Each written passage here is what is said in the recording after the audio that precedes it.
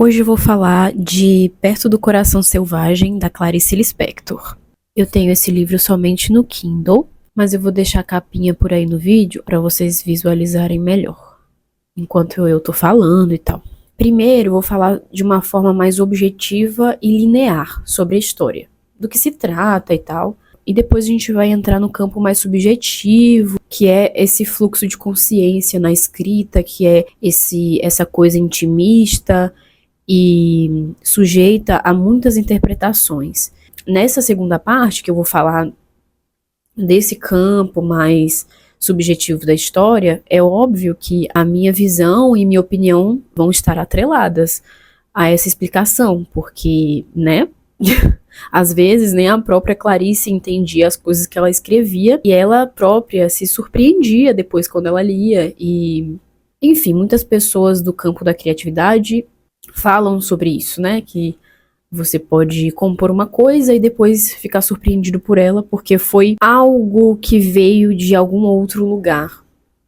Inclusive, nesse livro a gente tem muito sobre esse outro lugar, o além, a eternidade, Deus, tem muito disso, mas eu já vou falar disso daqui a pouco. Depois eu vou ler algumas citações que eu gostei muito, eu tenho um monte, mas eu vou pegando intuitivamente, eu vou abrir a parte das citações que eu marquei e vou falando algumas, lendo algumas.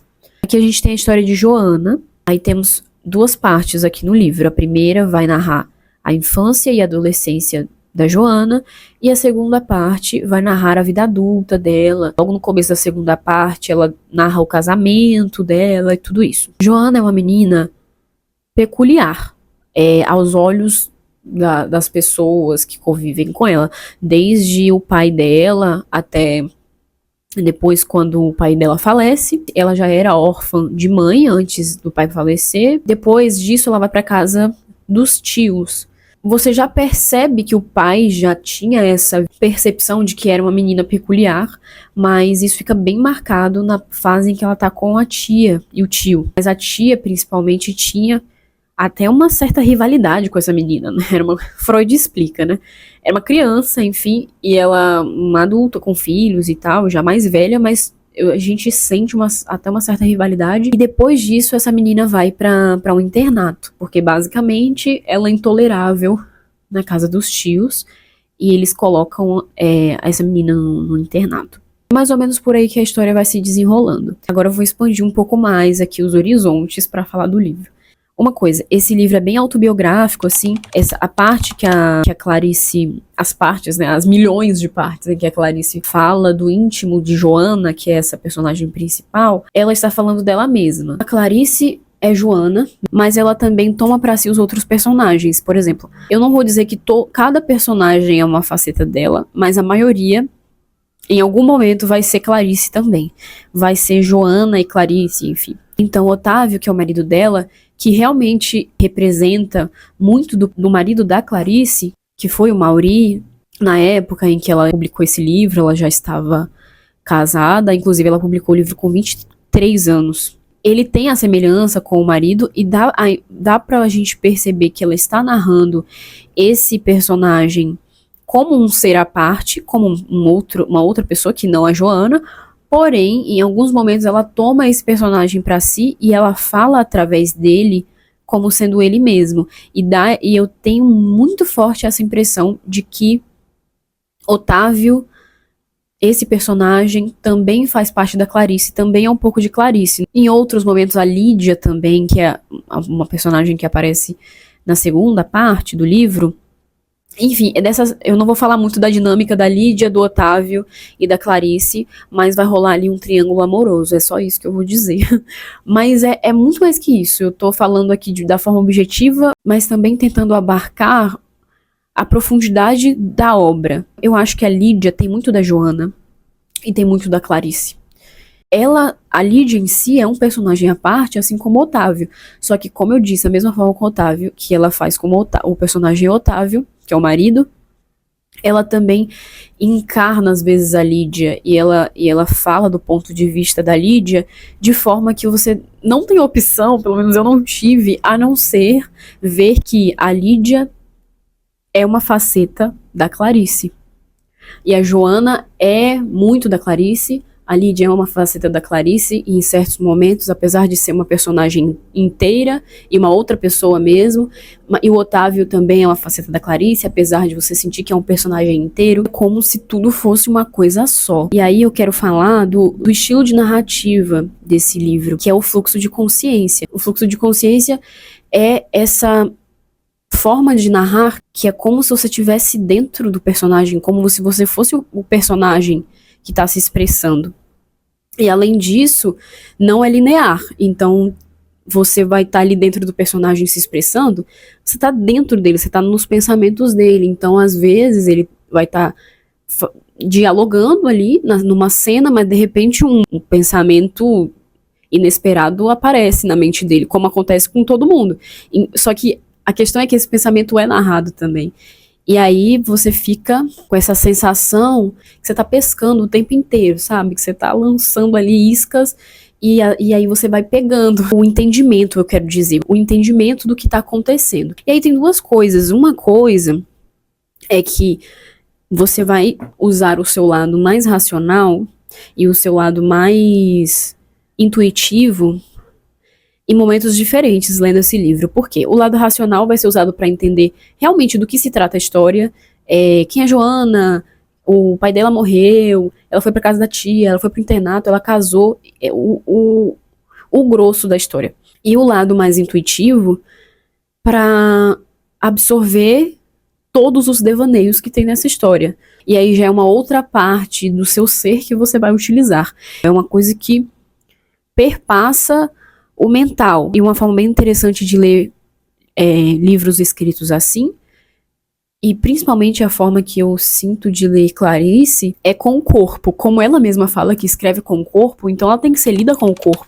Então, em vez de ficar tentando interpretar tudo racionalmente, tô falando da parte subjetiva. Óbvio que a parte linear da história você tem que entender racionalmente, senão nada vai fazer sentido. Mas assim, cada parte do seu ser tem o seu momento. O racional tem o seu momento, e depois esse intuitivo, que é algo mais íntimo, assim, é mais, né, perto do coração selvagem, é mais do coração. E aí, nesses momentos, é bem interessante respirar e se conectar com a história, e as coisas vão fluir. Porque, como ela mesma falou, ela escreve muito simples, ou toca ou não toca, e não é sobre intelectualidade, não sei o que, é sobre espírito. Pra mim é isso, gente, é isso aí. Aí, essa menina, Joana, ela é uma menina que causa medo nas pessoas, ou estranheza nas pessoas. Assim como Clarice, ela é muito vista, observada por outras pessoas dessa forma, como a esfinge, né, como, enfim. E aí, a própria Joana é muito misteriosa, tem gente que tem medo, tem gente que estranha. O próprio pai não tinha medo, não estranhava, mas antes de morrer, né, e tal, mas ele tinha, às vezes parecia que tinha pena dela, tipo, meu Deus, o que vai ser dessa menina? Porque ela é muito, eu não tenho nenhuma palavra pra explicar aqui agora, mas, e ela, como eu posso dizer, tem uma, ela não segue, e eu acho que ela não é nem consciente que ela não segue quando ela é criança, ela não segue os paradigmas da sociedade. Tem uma cena dela criança que ela pega um livro lá e leva escondido, ela rouba um livro, e a tia dela vê aquilo e fica horrorizada, tipo, aí e vai questionar a Clarice, já tô até, vai questionar a Joana, e aí a Joana fica, eu peguei porque eu posso pegar, sabe, ela não a psique dela, a personalidade dela não catou o que toda criança, né, cata quando vai crescendo e amadurecendo. A gente vai pegando certas regras, até inconscientemente. Não, isso aqui é errado, dependendo do ambiente, né, que a pessoa está. E pelo ambiente em que ela vivia, me parecia que seriam pessoas que não seriam fora da lei, por exemplo, né, não ensinariam a menina a roubar. Mas ela fez isso e ela não sabia nem que isso estava errado, e ela não reconhecia, né, sabe, ela não tinha essa moralidade. Tem essas coisas, assim, que você fica meio até preocupada com a menina, mas também tem uma coisa que é como se ela tivesse uma consciência muito forte, principalmente quando ela é criança. Depois que ela casa, ela perde um pouco disso. Aí essa narrativa, ela tem esses momentos de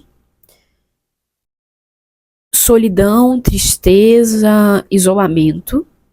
Ela tem momentos de êxtase, de alegria, de uma coisa assim sublime, indo pro sublime, né, ainda, e tem momentos de iluminação espiritual. Não tem outra explicação, assim, não tem como falar de outra forma.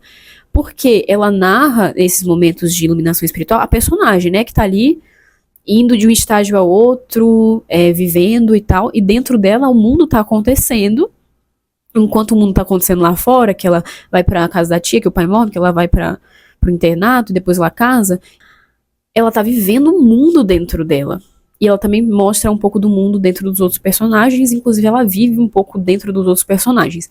E aí, quando ela tá vivendo tudo isso, nos momentos de iluminação espiritual, que é iluminação espiritual, não tem outra explicação, ela narra muito parecido como ao conceito de iluminação espiritual que algumas religiões descrevem, que é a sensação de união com o todo, a sensação de que você e o mundo são um só, que você é uno com Deus, que você faz parte das outras pessoas, que você faz parte da natureza em si, dos animais, das árvores, sei lá, e que tudo é uma coisa só, e que é uma consciência só. Entendeu? E eu fiquei assim, cara, que doido. Foi minha reação, essa mesmo. Cara, que interessante isso aqui. Só que aí ela tem esses momentos muito mais quando ela é criança. Quando ela é criança, ela é mais solta, ela é mais selvagem. E essa selvageria não é aquela selvageria somente, sei lá, que sem regras. Não é só essa coisa rebelde, incontrolável. Essa selvageria, em muitos momentos, permitia que ela experimentasse essas iluminações, sabe? Ou o êxtase, um êxtase assim, quase que sublime, e essa parte dessa iluminação, que eu acho que tá acima dessa alegria intensa. Porque quando ela tá nessa parte de iluminação, é muito mais calmo e silencioso. E quando é de alegria, é transbordante, é uma coisa meio assim, um pouco mais caótica, mas ainda assim boa, é assim, a sensação dentro dela. E os momentos de solidão e coisas assim, ela sente ali nos momentos de infância, de adolescência, ela sente, mas principalmente ela vai sentir depois que ela casa. Então ela não se via como uma mulher para casar, parecia que isso tomaria a liberdade dela. Tem toda uma narrativa assim.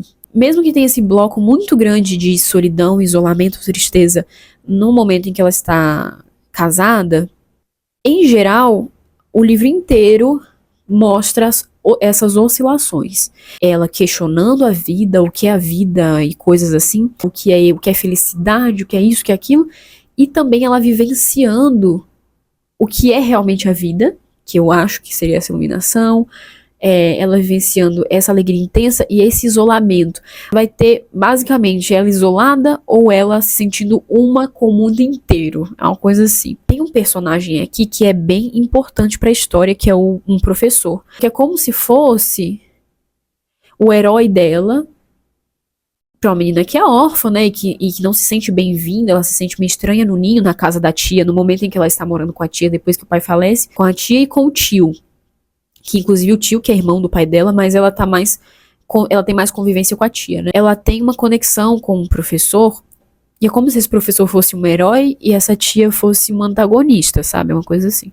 Ela, inclusive, pensa neles o tempo inteiro, depois, no futuro, ela pensa sobre eles. O professor faz ela se sentir mais normal, eu diria. Então ela faz perguntas mirabolantes, assim, pra ele, que eu acho que também tem um pouco de toda criança, né? Só que ela é muito séria, assim, sabe? Ela, ela leva as coisas a sério. Ela também tem uma conexão muito forte com o mar. É muito lindo, gente. Aí aqui, o que eu achei do livro é lindo. É uma coisa que o que eu posso dizer? Eu quero muito que você leia esse livro. Se você já conhece Clarice, vai e só vai. Se você ainda não leu Clarice, você quer começar por esse livro, que foi o primeiro romance que ela publicou, é mente aberta, coração aberto, né? Vamos de coração aberto, porque é uma experiência, entende? É uma coisa que você só vai ter que viver, você e o livro, entendeu? É isso, o livro já termina com como se fosse um giro assim, ó. O livro começa de um jeito, aí tem toda a jornada, e no fim é como se ela voltasse à infância dela. Porque ela tem aqueles momentos de iluminação, sabe? Igual quando ela era criança. Só uma coisa aqui bem rapidinho. Se você tá gostando do vídeo, deixa um like aqui pra mim. Eu sei que é tudo isso que todo mundo fala, que ajuda e que entrega pra mais pessoas. E é mesmo isso. Por favor, se você estiver gostando, deixa o seu like. Se você ainda não é inscrito no canal e tá curtindo esse vídeo, de repente é uma boa ideia que você se inscreva, porque todo fim de semana tem vídeo novo. E se você gosta de poesia, dá uma olhada aqui embaixo, tem um link pro meu blog de poesia autoral. Lá tem poema, tem alguns contos também, contos curtos, e talvez você goste do meu estilo, não sei, talvez não goste também, mas não custa nada conferir. É um blog super simples, que eu simplesmente estoco muitas coisas que eu escrevo lá. Bom, é isso. Vamos continuar aqui com Clarice. Repugnava-lhe deixar um dia esse animal solto, por medo talvez da falta de estética. Mas, sobretudo, de onde vem essa certeza de estar vivendo?